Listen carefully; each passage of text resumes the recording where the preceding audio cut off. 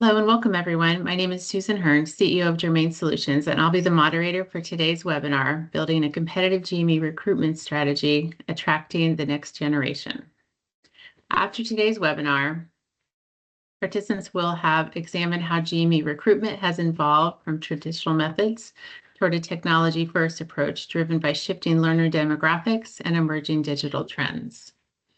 Gaining insights into the new learner demographic, including their digital fluency, desire for authenticity, and a strong preference for inclusive and socially conscious environments. And then learning how to tailor recruitment strategies to effectively engage today's learners by developing a value-add content and effectively adjusting your program's communication style. Before I introduce today's speaker, there are a few administrative items to note. Participants have been muted upon entry to the session. If for any reason your audio is showing as unmuted, please mute yourself to eliminate background noise during the presentation. We made every possible effort to reduce technical issues with the webinar. If you have a problem of any kind, please indicate them to me in a private chat on the platform. The slide presentation and webinar broadcasts are provided exclusively for the use of registrants and should not be shared. Reproducing, distributing, or transmitting any session materials or the live presentation to any other group or individuals requires express permission from Germane Solutions. If you have questions throughout the session, please submit them in the chat feature. We'll be answering questions as they come up, as well as during a dedicated question and answer time at the end of the session.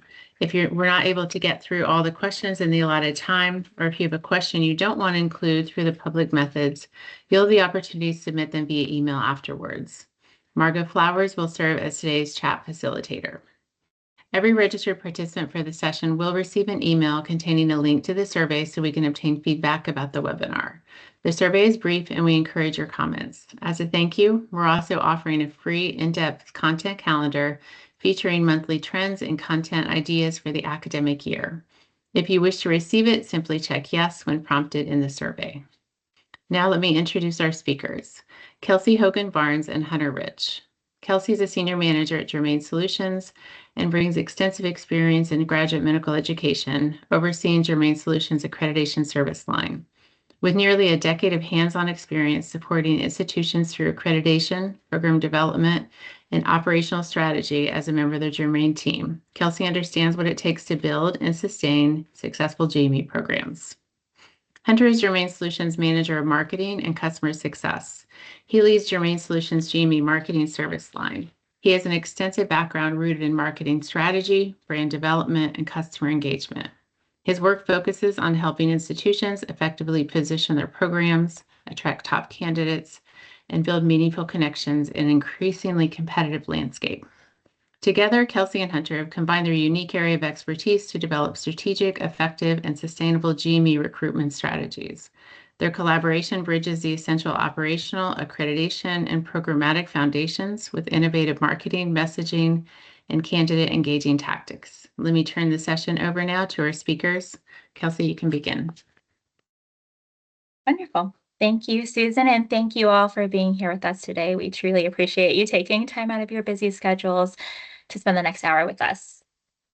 Let's begin today's conversation by taking a look at how GME recruitment has evolved over the past few years. I know many of you on this call have probably lived it firsthand, but taking a moment to clearly identify what shifted can give us better insight and help make better decisions moving forward.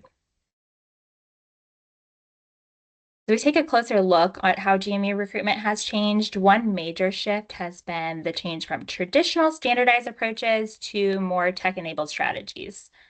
The new methods aim to improve accessibility, highlight each person's unique story and each program's unique story, and enhance the overall experience for candidates while still maintaining that personal connection that's so meaningful during this process. In the past, recruitment often centered around things like on-site structured interview days, in-person residency fairs and conferences, printed marketing material like brochures and flyers, and of course, word-of-mouth referrals. Today, while many of these elements are still in use, they're now complemented by modern tools like virtual or hybrid interviews, active social and media engagement by programs, very robust program websites, and branded digital resources that help programs to stand out in an increasingly crowded GME landscape.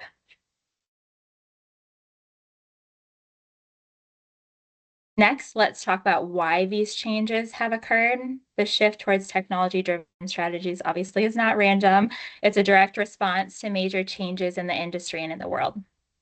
First, like so many things, the global pandemic had a huge impact on GME recruitment. It disrupted traditional in-person recruiting and it fast-tracked the adoption of virtual interviews and digital-first experiences for candidates, many of which have now become a permanent part of the process. Second, advances in technology have opened new doors. So things like virtual interview platforms to AI-driven screening tools and personalized digital content, recruitment has become faster, more targeted, and also more flexible.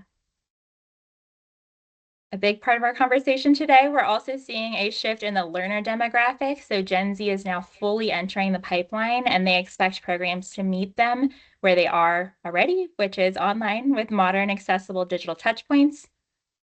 And at the same time, competition among programs, as I'm sure you all realize, is growing. So to stand out, many are turning to tech-enabled strategies that expand reach and create engaging experiences for the applicants.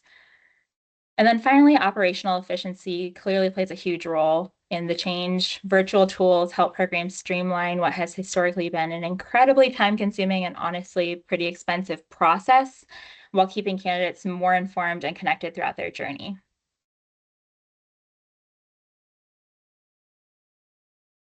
As with any shift, moving towards digital recruitment brings both advantages and challenges that are important to recognize upfront and react to or plan for accordingly.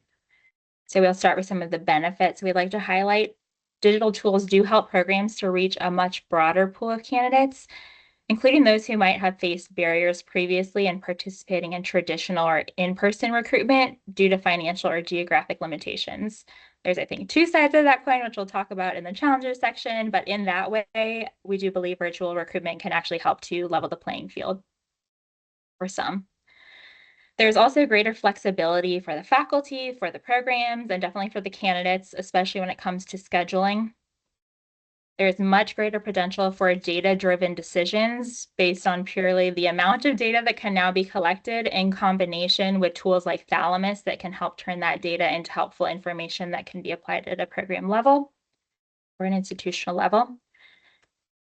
Digital strategies can also drive down costs and save time, all while enabling more tailored, personalized outreach through things like branded content and multimedia materials.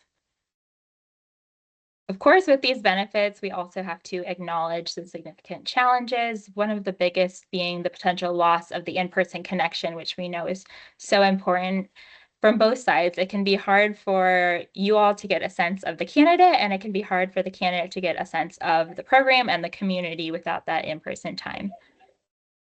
There's also the risk of platform fatigue. I know that we've all felt it with so many tools and technologies. It can be overwhelming for applicants and programs alike. Again, that flip side of the coin that I mentioned earlier is that not everyone has equal access to technology or feels comfortable navigating it, which can create unintentional barriers and raise real equity concerns. And finally, it can be harder to convey the authenticity of your program. So your culture, your people are much more challenging to convey appropriately online without the face-to-face interactions. Recognizing both sides of the equation help us move forward with intention and create better support for everyone involved.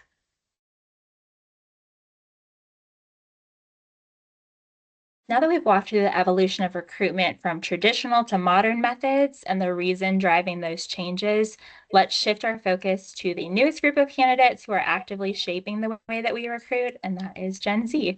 This generation is bringing fresh expectations, digital fluency, and a whole new perspective to the table. So understanding who they are and what they're looking for is key to building effective, engaging recruitment strategies. So who is Gen Z? Gen Z includes individuals born between 1997 to 2012. Clearly, this generation has grown up fully immersed in digital technology, from smartphones to social media to instant access to information at their fingertips. These constant digital experiences have certainly shaped how they see the world, how they communicate, and how they make decisions, which sets them apart in a major way from previous generations. Let's take a closer look at the characteristics and preferences that define Gen Z, as these will have an impact on the way we connect with them through recruitment, which we'll cover more heavily in the next two sections. So first, when it comes to digital expectations and attention span, Gen Z is fully immersed in technology, so they move quickly and they expect digital interactions to be fast, visual, interactive, and mobile first. They're also a deeply value-driven generation, which I think is really amazing. Generation looks for alignment with organizations that are authentic, transparent, and socially responsible, and they want to know what a program stands for, and they personally care about making a difference and a positive impact. Individuality is another key trait. Gen Z values personal identity, self-expression, and experiences that feel customized to who they are. They're looking for programs that see and support them as individuals with unique goals and perspectives. Inclusivity and equity are also non-negotiables with Gen Z. The generation expects intentional diversity, not just in messaging, but in people, in leadership, and in the culture at the program, hospital, and institution. They want to feel represented, supported, and included. And finally, Gen Z places a high priority on flexibility and balance. Mental health, wellness, and work-life harmony matter deeply to them, and they're drawn to environments that are emotionally supportive, adaptable, and mindful of overall well-being. Understanding these preferences allows us to design recruitment experiences that not only meet expectations, but feel meaningful and relevant to the new generation of learners.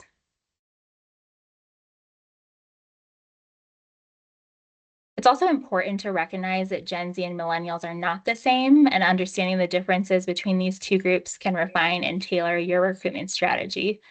Of course, these are generalizations, so would not apply to everyone within the group, but they can offer some useful insights. I think of note here too is that honestly, we are still dealing with many learners from both millennial and Gen Z coming through the recruitment pipeline.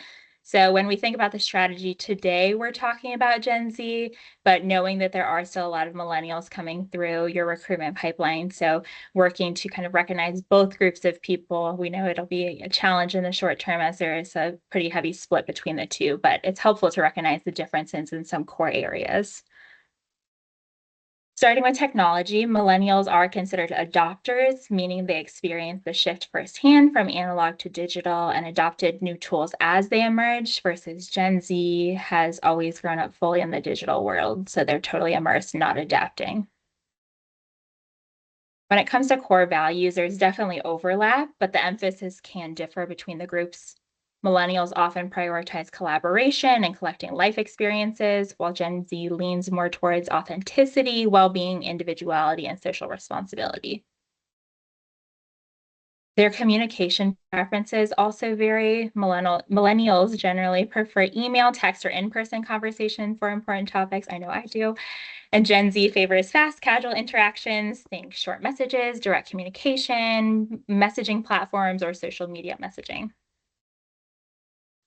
Influence looks different too, and I personally think that this is really important when you think about your recruitment strategy, is that millennials tend to trust expert opinions and institutional messaging more, while Gen Z puts more weight on peer recommendations, authentic testimonials, and community-generated content. So they're looking for real voices and not polished ads. And finally, when it comes to career expectation, millennials often value professional growth opportunities and work-life flexibility.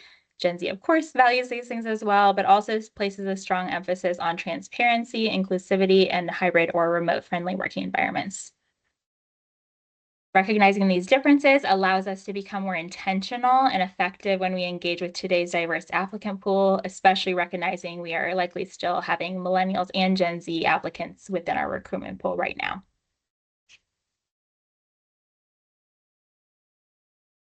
And finally, before we dive into specific recruitment and marketing strategies, let's pause and think about how these Gen Z preferences actually play out in the context of GME recruitment. First, recruitment needs to be tech forward. This generation expects seamless digital-first experiences, from virtual interviews, mobile-friendly websites, video content, virtual tours that offer a sense of the program. They're really looking for that digital component when they're going through the recruitment cycle. Second, programs need to clearly communicate their mission and impact. Gen Z wants to see the values in action, whether that's your DEI efforts, your community outreach, patient care philosophy, or other things of the like. Authentic storytelling is the key here. It's not about being overly polished, it's about being real. Next, personalization does matter. Gen Z responds best to outreach that reflects who they are, so highlighting mentorship opportunities, flexible curricula, and individualized professional development can go a long way. And finally, wellness and culture should definitely be upfront and center. This generation is actively looking for environments that support mental health, offer flexibility, and foster a strong sense of community and belonging. Clearly communicating your program's approach to wellness will go a long way. Keeping these preferences in mind help us to shape strategies that truly connect and create lasting impressions in the competitive GME market. And with that foundational context in place, I will now turn it over to Hunter, our marketing manager. Thank you, Kelsey. So now that we have a better understanding of who Gen Z is and what makes them different, let's shift gears and talk about what this actually means for you, for your program, and discuss ways that you can adjust your recruitment strategy to best connect with this new learner demographic. The next two sections are application-based, like Kelsey said, and highlight action items that your program can take to effectively engage and recruit Gen Z. The reality is, what worked even 5 years ago will not work today. Gen Z isn't just looking at your program's curriculum or reputation. They're looking at your programmatic culture, your transparency efforts, and your wellness initiatives. They want to ensure whether your program truly aligns with who they are and their values. Gen Z brings new expectations to the table, and programs that recognize and meet those expectations will have a major edge in this increasingly competitive recruitment landscape.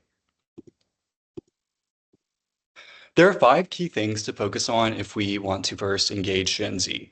First, it's about modernizing your digital presence. That means your website, social media, really everything that applicants can see online must feel current, it must be easy to navigate, and it must be mobile friendly. Next, communication style. Like Kelsey said, Gen Z does not want overly polished marketing materials, which as a marketing professional can be hard to hear. But they actually want to hear from real people and hear their genuine stories.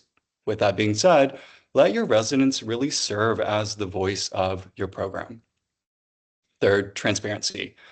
Gen Z values openness, so be upfront about salaries, benefit, and what life is actually like in your program. Fourth, lead with values. Applicants who know what you stand for and how you're making an impact will really feel aligned with your program. If your program supports health equity or DEI initiatives, really ensure that those stories are visible. And finally, culture and community. Gen Z is looking for a place where they'll feel connected and supported and like they belong. Show what makes your environment inclusive, supportive, and a great place to not only learn, but also grow.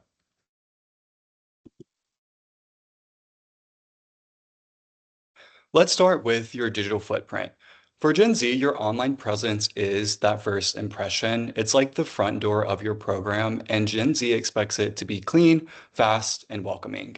If your website is outdated, not mobile friendly, or not visually engaging, you've already lost them before you've even met them. And the same goes for social media. It's not enough to just have an account anymore. Sure, that helps establish some form of credibility, but you really need to be active and strategic, especially on platforms where Gen Z applicants naturally spend their time, like Instagram, TikTok, and LinkedIn. And while you don't have to be everywhere or have perfect content, you do need to be in the right places and show up genuinely.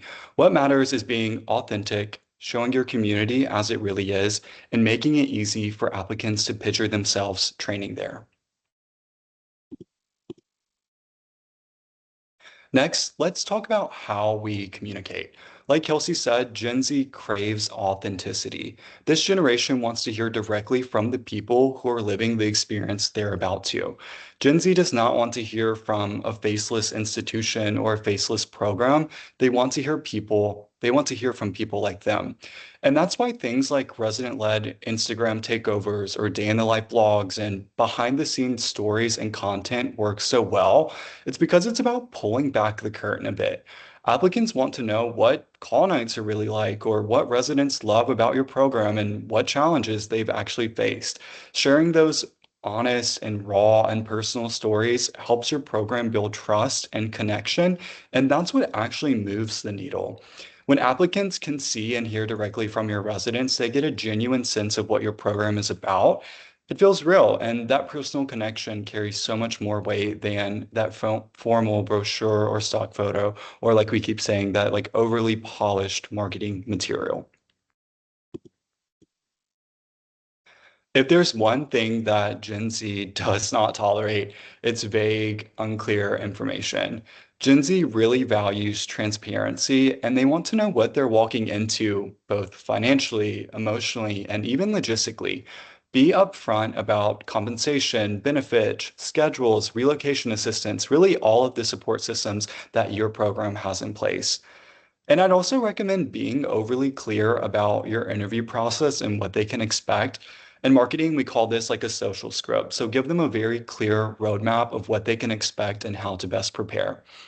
Don't make them dig for this information. Really, the more transparent you are, the more trust you will build. And trust, as we know, is a huge factor in how Gen Z makes decisions. This generation, or shifting learner demographic, makes decisions based on more than just prestige or location. Now more than ever, Gen Z applicants are looking for programs that stand for something. They want to feel really aligned with your program's mission, vision, but most importantly, that purpose. So are you making an impact in your community? Are you advocating for underserved populations? Are you working on inclusivity and wellness initiatives?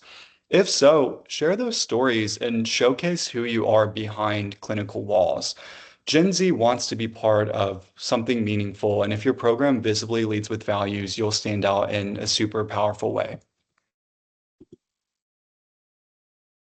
And finally, culture and community matter more now than ever. I would argue that this is the most impactful programmatic characteristics that Gen Z is searching for. And I know I've said this, but Gen Z applicants aren't just evaluating your curriculum or your faculty credentials. They're taking it a step further, and they're asking themselves, like, will I feel like I belong here? Will I be fully supported? Can I be myself here? And to answer those questions, you should highlight how your residents support one another, how your mentorship programs work, and how your program tries to foster this deeper meaning and deeper sense of belonging. All of these efforts will resonate with these Gen Z applicants. But most importantly, the thing is, applicants now are very smart. You can't fake any of these efforts. Gen Z especially can tell when a program truly invests in its people versus when they are just doing this to get it on a flyer or a brochure. Moving on to the second section of this application-based format, utilizing social media. I know we briefly discussed the role social media plays or should be playing in your recruitment strategy, but Kelsey and I wanted to take the time to provide you with a deeper dive into this tool. We get comments from clients saying all the time, like, we know social media is no longer optional, but we have no idea where to begin or really what to do on these platforms. And our goal is to provide you with like a miniature social media 101 crash course and discuss real ways that you can be leveraging this tool and integrating it into your recruitment efforts. So like I said, social media is no longer optional, and it should be very central to your recruitment strategy. And while you don't need to be on every single platform, you do need to focus on the one where your applicants are active. Focus your efforts where they will matter most, like Instagram, TikTok, and LinkedIn. And we'll actually provide you with an overview of each platform and general use cases in following slides. But the most important thing when creating your social media strategy is to have a very clear, authentic, and well-managed presence on these platforms. Show that your program is engaged, it's very modern, and it's approachable. A thoughtful, multi-platform approach can make a huge difference in how your program is perceived online. Starting with LinkedIn, this platform is all about professionalism and career growth. LinkedIn, in my opinion, is sometimes overlooked in the GME recruitment strategy, but it's a very smart place to be. This platform is perfect place to really showcase the long-term value of your program. Highlight alumni success stories, highlight recent research publications or faculty achievements, really those long-term career opportunities.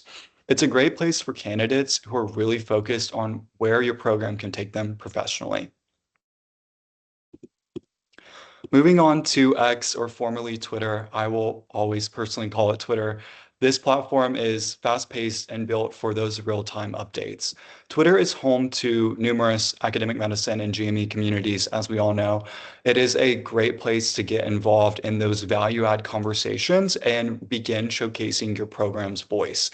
I will warn you, though, that there is a general decline in Gen Z users on Twitter. However, the platform in and of itself is still a very great place to begin expanding your digital reach. And it's still playing a really large role in academic medicine.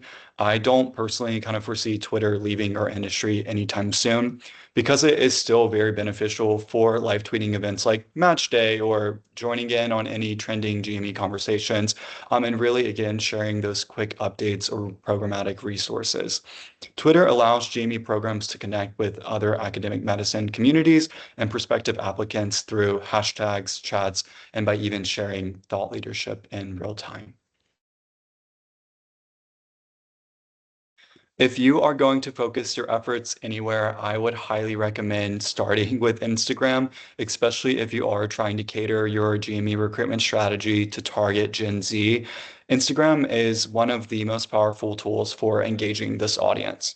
And that's because it's very visual, it's very casual, it feels very approachable, and it's where these Gen Z applicants are naturally spending their time.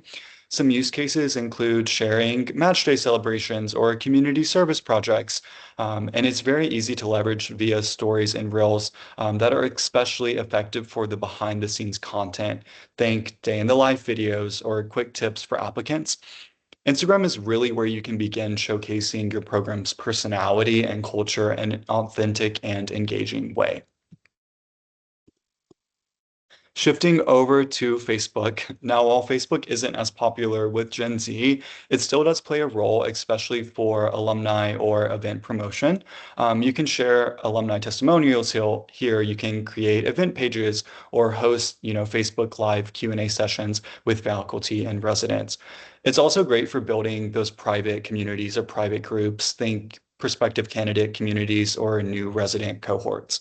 So while Facebook might not be Gen Z's first or second or third stop, it is still a very useful and supportive platform for your recruitment strategy.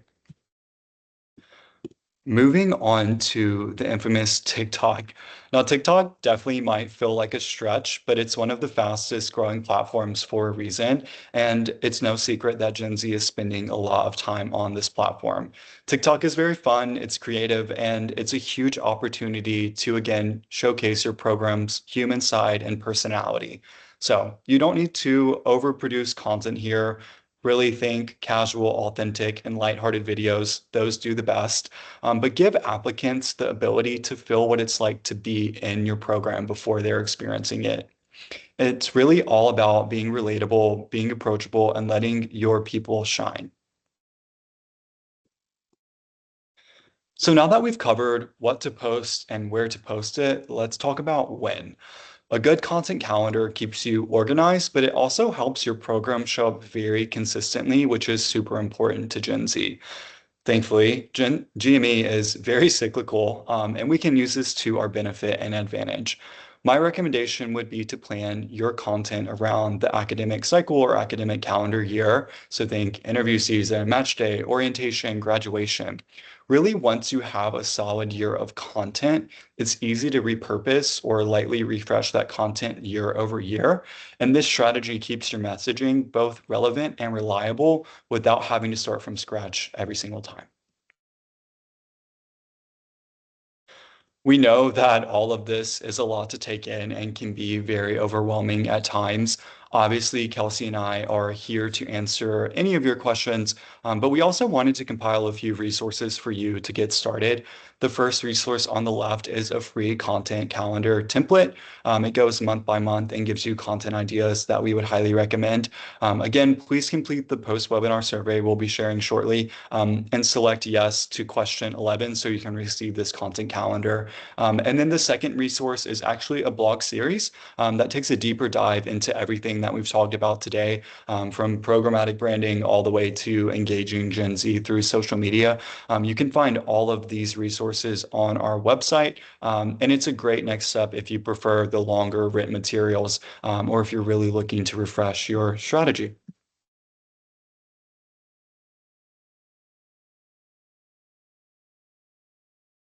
And then Kelsey and I really appreciate your time today.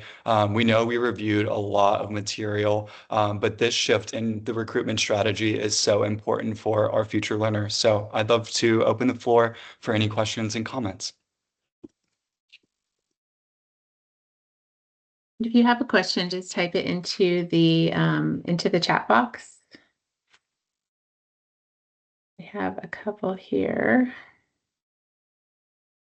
Let's go with the first one. How and when should you involve the hospital's marketing department?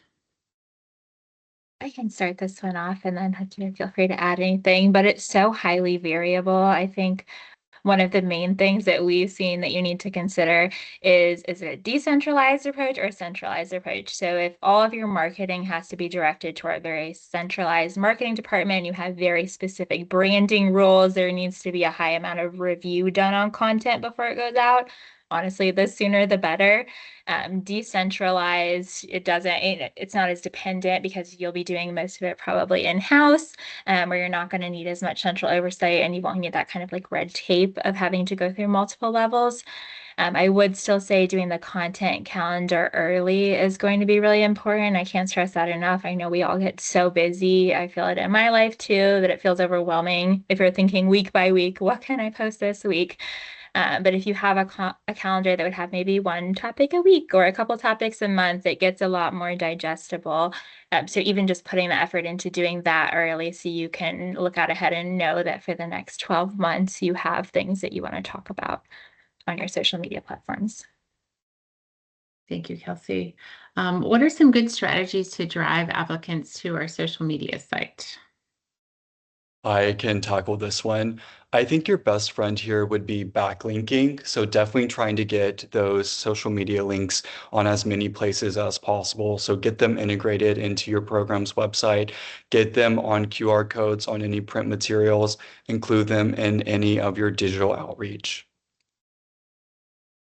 And I wonder too, Hunter, just in my opinion from experience, I feel like if it's hard to find or the naming convention's not clear on your naming for your specific sites, or if the picture is not clear that it's well branded with the institution, that can make it difficult to say, is this really their official page? Or even to know if you're in the right spot. So having very clear titling for your different sites, so it's very clear what institution you're with and what program you are. And do you recommend Blue Sky? I'm gonna assume you know what that is, Hunter. I would not recommend it at this point. I just think there are more prominent social media platforms that you can be leveraging at this time. I wouldn't say no to it. Again, I think it all is very dependent upon your institution and your program's values. But given the Gen Z demographic, I think there are other platforms that should be prioritized over Blue Sky. Thank you. And who do you recommend would have the public-facing accounts? So PD, APD, chief resident, all of the above. Oftentimes we see them managed by the program coordinator or the chief resident. I would say I don't frequently see the APD or the PD taking on that responsibility. It just, I mean, not always, but often not an area of interest. And they're also incredibly busy with their other leadership responsibilities. So I see either PC managing with input or a chief resident managing the account. Or you could, if you don't have chiefs, you could have one of your upper level residents who has a particular interest in that area. Maybe it could be a spot that you volunteer for or apply for. I would echo And that. And I think it can be like super collaborative too, but still having likely that PD serve as like the account manager. Yeah, and along those same lines, it seems that some programs are having difficulty getting social media. So how do we convince our hospital to let us get social media for the programs? And they have been repeatedly told no. Great question. I would kind of circle back to the point Kelsey made about the centralized or decentralized approach. And I think if you just communicated that the institution is still going to be very integrated and integral to your social media strategy, I think that provides them some form of safety that they're still monitoring content and branding efforts. I also think you just showcase the value that social media creates in this GME recruitment strategy, especially if you are not matching all the way or having any difficulties filling all of your positions.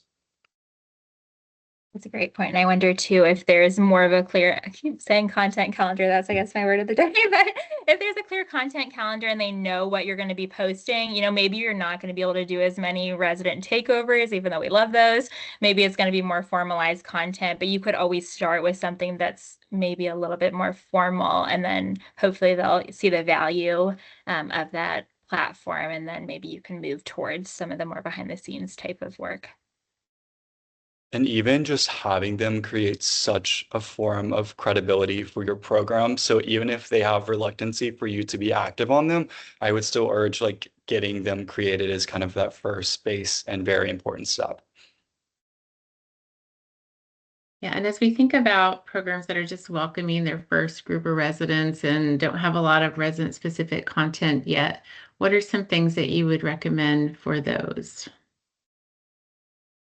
You could definitely consider having some of your faculty. Ideally, it's going to be resident peers, but I would imagine that a lot of your faculty are not that far off from being their peers, having only come out of a program a few years ago themselves, so they can kind of speak to the experience. Honestly, it'd be great if you had any faculty who trained in a similar program that they can speak to how it would translate. We did something like this at my program and it was great for these reasons. So it might end up being highlighting more of your faculty experiences. Obviously, you don't have peers during that point in time. And just a couple others that we have. Are there sections of a website that should be a major focus when marketing to applicants? And what kinds of things would you put there?